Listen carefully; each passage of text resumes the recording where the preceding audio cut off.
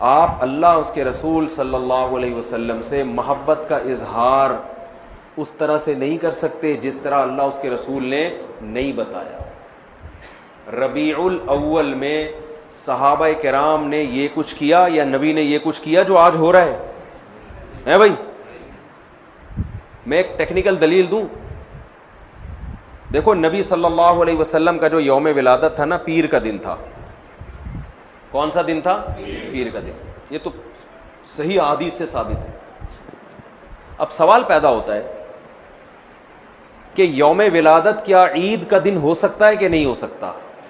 بہت سے لوگ کہتے ہیں یوم ولادت کیا ہے؟ عید کا دن ہے، عید میلاد النبی کہتے ہیں نا.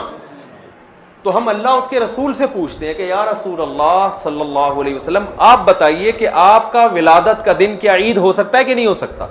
تو مسلمانوں کے ہاں دو طرح کی عیدیں ہوتی ہیں، ایک بڑی عیدیں اور ایک چھوٹی عیدیں. ایک عید الفطر، عید الاضحیٰ. یہ سال میں عید الفطر بھی ایک دفعہ اور عید الاضحیٰ بھی ایک دفعہ. اس میں ہم نماز پڑھتے ہیں، نہاتے ہیں، دھوتے ہیں اور مصلی کی طرف جاتے ہیں، ایک دوسرے کو مبارکبادیں دیتے ہیں، جانور ذبح کرتے ہیں. ساری دنیا میں یہ منائی جاتی ہے. کیا خیال ہے؟ اور ایک ہفتے میں ایک ایسی عید ہے جو ہر ہفتے ریپیٹ ہوتی ہے، جس کو جمعے کا دن کہا جاتا ہے. یہ بھی چھوٹی عید ہے. یہ بھی کیا ہے؟ اس میں بھی کچھ عید کا لک اللہ نے ڈالا ہے. اس میں بھی خطبہ ہوتا ہے، اور عید الفطر اور عید الاضحیٰ میں بھی کیا ہوتا ہے؟ خطبہ. اس میں بھی 2 رکعتیں، ان میں بھی 2 رکعتیں. اس میں بھی نہاتے دھوتے ہیں، سنت ہے. اور ان دونوں عیدوں میں بھی کیا خیال ہے بھائی؟ نہاتے. ان دونوں عیدوں میں روزہ حرام، اور جمعے کے دن بھی روزہ مکروہ. خاص جمعے کو مخصوص سمجھ کے روزہ رکھنا حدیث میں اس سے منع کیا ہے. کسی کا چھٹی کا دن ہے یا اس کو آسانی ہے تو ایک الگ بات ہے. اس نیت سے روزہ رکھنا کیا جمعے کا دن بڑا دن ہے تو میں اس لیے روزہ رکھ رہا ہوں، اس کی حدیث میں ممانعت ہے. تو پتہ چلا عید کا لک آیا کہ نہیں آیا اس میں. اب مجھے ایک بات بتاؤ، یہودیوں کے لیے مقدس دن اور وہ عید جو ہر ہفتے ریپیٹ ہوتی ہے وہ کون سا دن تھا ہفتے کا؟ یہودیوں کے بعد عیسائی دنیا میں آئے. عیسائیوں کے لیے کون سا ہوا؟ اتوار. تو ہمارے لیے کون سا ہونا چاہیے؟ پیر ہونا چاہیے تھا نا. جمعہ کہاں سے بول رہے ہو بھائی؟ ہم اور لیٹ آئے تو ہمارے لیے کون سا ہونا چاہیے تھا؟ پیر. اور وہ نبی کا یوم ولادت بھی تھا. لیکن نبی کا یوم ولادت تھا اس لیے اللہ نے پیر کو نہیں رکھا، ریورس کر دیا جمعے کو، تاکہ لوگ یوم ولادت کو عید سمجھنا نہ شروع کر دیں.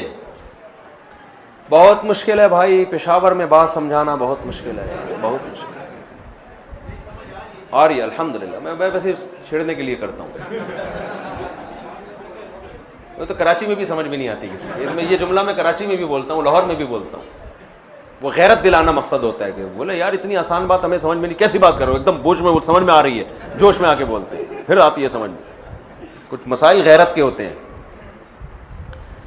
اب آپ بتاؤ کتنی زبردست لاجک کی بات ہے کہ ہونا پیر کا دن چاہیے تھا، لیکن اور وہ یوم ولادت بھی تھا، لیکن اس کو کیا کر دیا؟ ریورس.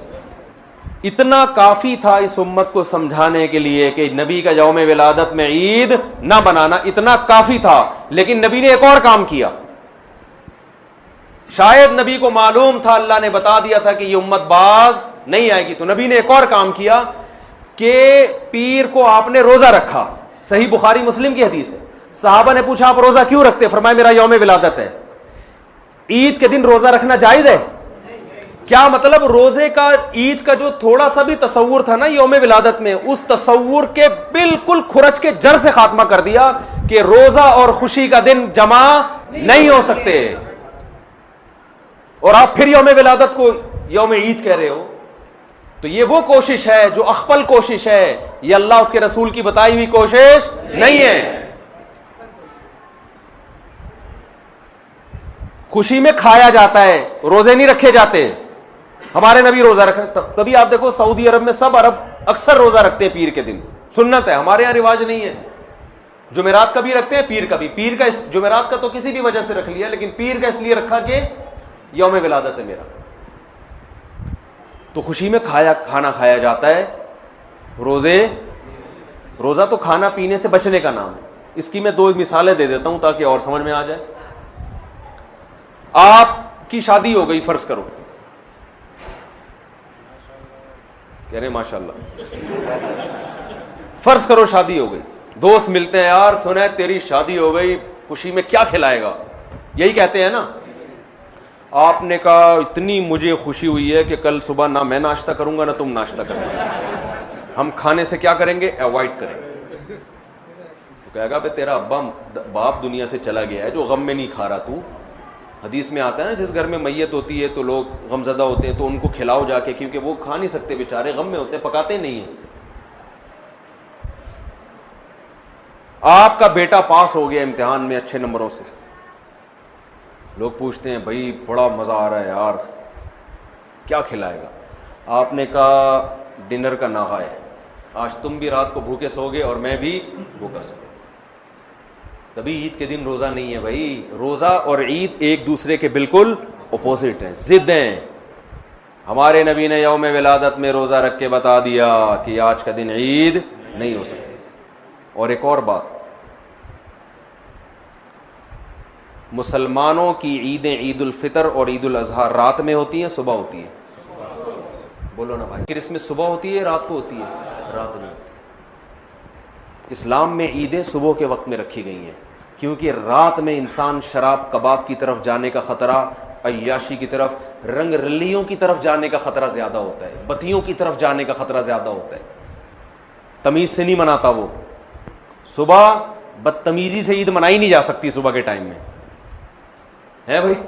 صبح تو نہا دھو گے نماز پڑھے, جمعے کو بھی دن کی روشنی میں رکھا گیا, جمعہ رات میں نہیں رکھا گیا. اسلام کے سارے تہوار کب ہو رہے ہیں؟ اور عید میلاد النبی صبح منائی جاتی ہے یا رات کو؟ جوش و خروش آتا ہے رات کے وقت, بتیاں, پھر ناچ گانے بھی ہونے لگے ہیں آج کل, تو کیک کاٹنا شروع ہو گئے, بریک ڈانس شروع ہو گیا معذرت کے ساتھ. کوئی ناچ رہا ہے, کوئی نبی کی محبت میں ناچ کے گر گیا نیچے, ہے جی, پتہ نہیں کیا کیا کر رہے ہوتے ہیں. یہ وہ کوشش ہے جو آپ کی اخپل کوشش ہے, یہ اللہ رسول کی بتائی ہوئی کوشش نہیں, بلکہ اللہ رسول اس کے خلاف بتا رہے ہیں. سمجھتے ہو بات کو کہ نہیں سمجھتے ہو؟ تو چھوڑ دو یہ سب کچھ. تو اللہ نے قرآن میں کیا فرمایا؟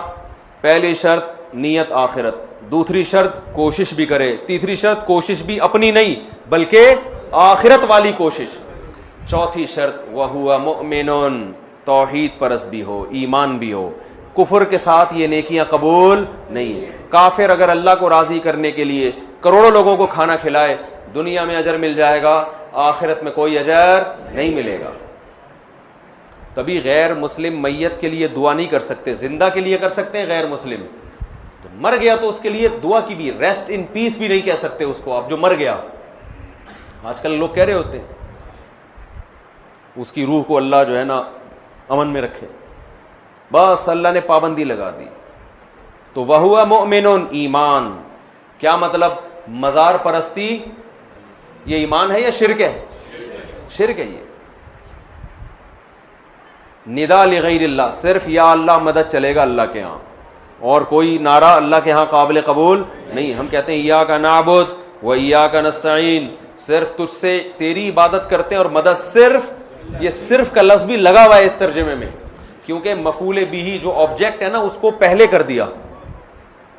ایک ہوتا ہے نعبدو کا, اس کا مطلب ہے ہم تیری عبادت کرتے ہیں, اور کا کو اٹھا کے ایا کا بنا کے پیچھے لے آیا تو عربی گرامر جو جانتے ہیں اس کا مطلب ہے صرف تیری, صرف تجھ سے مدد, ایاک نستعین, تیرے علاوہ کسی سے مدد نہیں مانگتے. تو شرک کے ساتھ میرے بھائی کوئی عمل مقبول نہیں ہے. تو یہ چار باتوں پر آپ عمل کریں گے تو فَأُولَئِكَ كَانَ سَعْيُهُمْ مَشْكُورًا, اللہ فرماتے ہیں ان کے تھوڑے پر بہت زیادہ دوں گا میں. یہ تھوڑا کریں گے اجر وہاں بہت زیادہ, اور ان پر عمل نہیں ہوا تو دنیا تو آپ واہ واہ کر لے گی, بڑا پروٹوکول مل جائے گا, کوئی کیا بن جائے گا, کوئی کیا بن جائے گا, آخرت میں زیرو. جیسے پہاڑ ہوتا ہے نا راکھ کا, دیکھنے میں بڑا لگتا ہے, پھونک مارو پورا پہاڑ اڑ جائے گا وہ. تو اللہ سے دعا ہے کہ اللہ ہمیں آخرت کی تیاری کی توفیق عطا